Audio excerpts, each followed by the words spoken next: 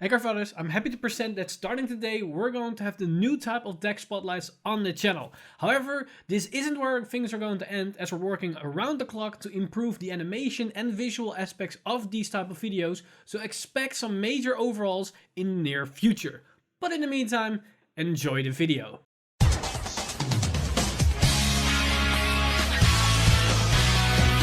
Stand up! Vanguard! Oracle Think Tank utilizes the power of fortune and hindsight, a powerful organization which is the foundation of United Sanctuary. They are led by powerful entities and goddesses alike. Long have they found solace and strength in their sun goddess CEO Amaterasu, which was the foundation of their clan. But ever since the reboot, their other foundation, the moon goddess, was missing. Until now. Tsukuyomi is Oracle Think Tank's latest VR, and he brings back his old right chain more powerful than ever. Yes, I said he, because Tsukuyomi in old Japanese mythology is actually a male, and at best a genderless being. This new right chain allows you to get any card from the top 5 cards of your deck into your hand, which allows you to have more consistent plays and access to insane combo heavy strategies. Tsukuyomi's first ability allows you to draw up to 3 cards if you have that many Tsukuyomis in your soul. If you draw the maximum amount of cards, you can manipulate the top 5 cards from your deck, and you can put up to 2 cards on the top and the rest on the bottom in any order that you like.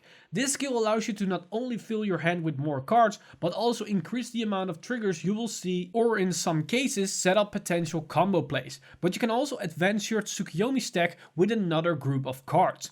Tsukuyomi's second ability gives you an increase of 10k to the front row the moment you drive check 2 triggers in a single turn. This is especially powerful in combination with Tsukuyomi's first ability. You can also benefit from this ability during the guard phase, as your opponent can never safely make a 2 to pass guard, as you never have to make a gamble. You always put the first trigger on a rear guard, and when you get a second trigger, you can give the power to your Vanguard, and with his second ability, he gains an additional 10k, meaning he hits over a 2 to pass attack. Tsukuyomi is a very powerful unit, but if you don't close games, you can go towards deck out pretty fast with all the extra drawing and soul charging you do with these builds. Also, a big problem that can come up: if you don't hit your right chain well, then your grade 3 Tsukuyomi becomes vanilla for a long time. Tsukuyomi's power revolves around getting enough Tsukuyomis into the soul, aka hitting your right chain. However, in cases of emergency, they have some options that can help them fix their soul. They can use White Hair of Inaba to put a Tsukuyomi to soul if they can't rewrite into a grade 3 Tsukuyomi to get the full skill live on the following turn. Oracle Think Tank also gets a more RNG but proactive option, and that is Evil Eye Princess Uriel. By combining this with deck manipulation cards like Core Magus, you can soul charge more Tsukuyomis, meaning you can potentially get your full Tsukuyomi skill live on turn 3. Most cards have a very late game impact, but Tsukuyomi has some early game options as well. A great early game attacker is Battle Sister Macaron. This can become a free 90k beater when you look at the top of your deck. Coincidentally, that synergizes really well with your right chain. You only need to force it out on turn 2 when you call it to the field. Another great card that works well right from the get-go and gives you even more pressure on your Tsukuyomi turns is Panamagus. This card can be used in the early game to pump out high numbers, but it really shines in the late game as it synergizes with Tsukuyomi's second ability as a Vanguard booster. Whenever you get a trigger, your Vanguard column will always increase with 5k, and when you dry check 2 triggers, it will increase with 20k without even giving the Vanguard one of the trigger powers. This means even if they want to treat to pass your Vanguard, you once again never have to take the bet, as the moment you get a double trigger, you only have to give the power of the second trigger to your Vanguard. Onmyoji of the Moonlight is a old promo that didn't see play back when the reboot started, but with Tsukuyomi back into the limelight, this card might suddenly have some value, as he can get you any combo card you might need that you were forced to put on the bottom of your deck. Also, this is a great right fix if you only have a grade 1 and you use this skill and you see the grade 2 and grade 3. You can fetch the grade 2 and put the grade 3 on the bottom of the deck, and with this card you can draw the grade 3 Tsukuyomi as well. The resources for Tsukuyomi aren't a hard thing to deal with, as the engine itself only uses 1 counterblast a turn once you hit grade 3. However, depending on what build you run, you can increase the counterblast output with a whole plethora of support cards. The only thing you need to watch out for are units that use a soul, as soul is a very important commodity for Tsukuyomi, as you need your Tsukuyomis in your soul. You always have your starter, which you can soul blast once you hit grade 2, and you can also fill your soul with other cards so you have more ammo for soul blasting abilities. A major player in Oracle Think Tank that can help both issues is Oracle Garden Gemini. This card can fix both problems for the trade-off of one card from hand. Tsukuyomi finds itself in a unique position as this card has the protect marker as well as an insane draw engine. So depending on your build, you might not even want to run the draw PG, as you can phase deck out if you're not careful. With the introduction of the third crit trigger, we can likely replace it with more crits, which cements the aggressive nature of the deck even more. So depending on how draw heavy your deck is and how aggressive you want to play, you can switch out the draws for some extra crits. Oracle Think Tank is a relatively straightforward clan, but it comes with a lot of choices during each match. But with Tsukuyomi, these choices start even before the match, as you can take the deck in all kinds of different routes. A straight off the box build can look a lot like this. This is the basic design for a Tsukuyomi build. It uses the Tsukuyomi engine to gain advantage and uses the other early game card to apply the pressure right from turn 1. The only major difference is the role of your role in this deck. It's not in this deck to soul charge Tsukuyomi cards, as you have no way to trigger its skill other than with Tsukuyomi herself. You have her in the deck to soul charge the top card of your deck if you only see one trigger in the top 5 from Tsukuyomi's ability. So this allows you to increase the chance of getting double triggers when drive checking. If you want to have a more optimized balance build, then you can take a look at the following list.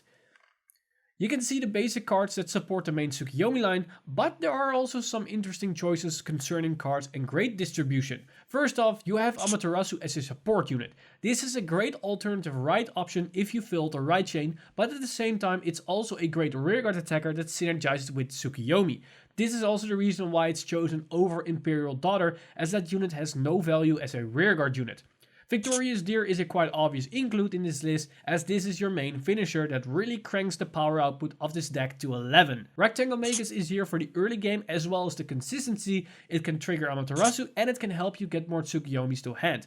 The final thing about this list is the grade 1 distribution. We have a lot of grade 1s at low amounts, which each filling its own role in the list. The reason why we don't run that many of the same unit is because with all the extra drawing this deck has, you're getting to your cards a lot faster and more consistently. Also, the right chain can help you get key pieces to hand. This particular aspect of Tsukuyomi allows you to play a combo heavy deck that relies on multiple pieces. One such a list can look like this. On first glance, this looks like a very weird build as you run 12 grade 3s and battle Sister Choquette, but those are one of the more important cards in this specific build. The goals of this build is to activate Victorious Deer on turn 3 and then every subsequent turn afterwards. You can achieve this thanks to your role and her soul charge ability. She allows you to soul charge all the excess grade 3s in this build, but we don't just rely on blindly soul charging. That is the reason why we run cards like Rectangle and Kuar Magus, but more precisely Battle Sister Choquette, as she fetches a grade 3 and leaves it on top for your role to soul charge. With all the excess soul charging, you're bound to hit some Tsukuyomis as well, so you can potentially chain Tsukuyomi into a deer, leaving you with an insane power play where you most likely hit double crits and swing with 3 50 to 70k columns against an opponent that is most likely still grade 2. And you can do this the following turn again by rewriting, extra soul charging, and thanks to White Hair of Inaba. This is all enabled thanks to the Tsukuyomi right chain that allows us to fetch common pieces to our hand for use for later turns. Tsukuyomi is an insane engine that not only hits hard in the late game, but has some early game applications as well.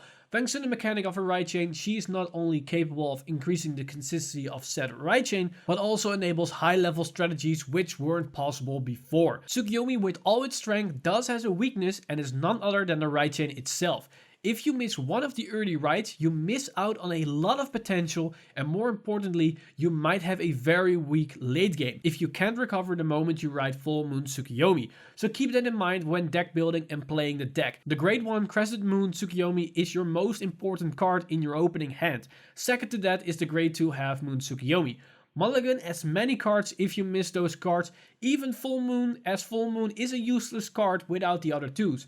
And in some cases, you might want to mulligan Half Moon as well for the chance of getting a Crescent Moon in your opening hand. The Full Moon shines once again over Planet Krei, and within its divine rays we can see Tsukuyomi descend. And with it brings a new light to Krei's battlefields, which empowers certain individuals, and only the goddess herself knows its secrets, or should I say God. Try to figure that out if you can withstand the power of the full moon. Thanks for watching, and I hope you guys enjoyed this new type of spotlights. Let me know in the comments down below what you guys thought of the new format and how we present the information and visuals, as we can still improve things as we go while we're working on the new animations and visuals for this type of series. So let me know your thoughts and comments let me know all your thoughts and opinions in the comment section down below. If you're hungry for more and you want to see more deck spotlights for the other VRs for Aerial Seed Liberation, then check out our channel or the upcoming days while we're introducing the other VRs and the other deck spotlights that you can make with the new cards of Aerial Seed Liberation. In the meantime, I want to thank my Patreon supporters for supporting the channel.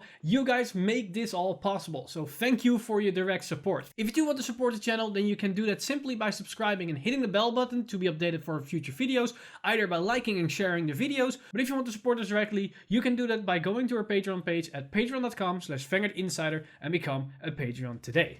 But as always, guys, I'm Mr. Time Leap, and I'll see you guys in the next one.